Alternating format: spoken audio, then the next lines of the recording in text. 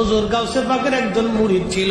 এই মুরিদের এক রাত্রি 70 বার আল্লাহ পাক স্বপ্ন দোষ দিলেন। উনি চিন্তায় পড়ে গেলেন, ব্যাপার কি করে ফজরের নামাজ পড়ে আল্লাহর ওলির খেদমতে গেলেন। এই কথা হুজুর গাউসে পাকের কাছে উনি বলবেন, বলার আগে হুজুর গাউসে পাক মুস্কি হাসি দিয়ে বললেন, বাবা তোমার 70 বার স্বপ্ন দোষ হয়েছে, এর হাকিকত জানার জন্যই তো তুমি আমার কাছে আসছো। আমার ঘটনা ঘটেছে স্বপ্নে, আমি ছাড়া আল্লাহ ছাড়া কেউ জানে না, আপনি কেমনে বলে দিলেন? হুজুর গাউসে পাক ডাক দেখে, বাবা একদিন মুরাকাবা মুহাসাবার মধ্যে আমি বসে গেছি। মুরাকাবা করতে করতে আমি লাউহে মাহফুজের পৃষ্ঠা উল্টাইতে লাগলাম। লাউহে মাহফুজের পৃষ্ঠা উল্টাই দেখি তোমার তকদিরের পৃষ্ঠার মধ্যে ঢুকে দেখি তুমি 70 বার জানা করে তুমি জাহান্নামে চলে যাবা।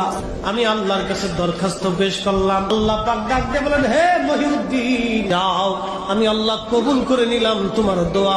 তোমার উসিলায় তোমার মুরিদকে আমি 70 বার জিনা থেকে বাঁচাইয়া আমি আল্লাহ গুনাহ থেকে মাফ করিয়া থেকে জান্নাতি বানাইলাম।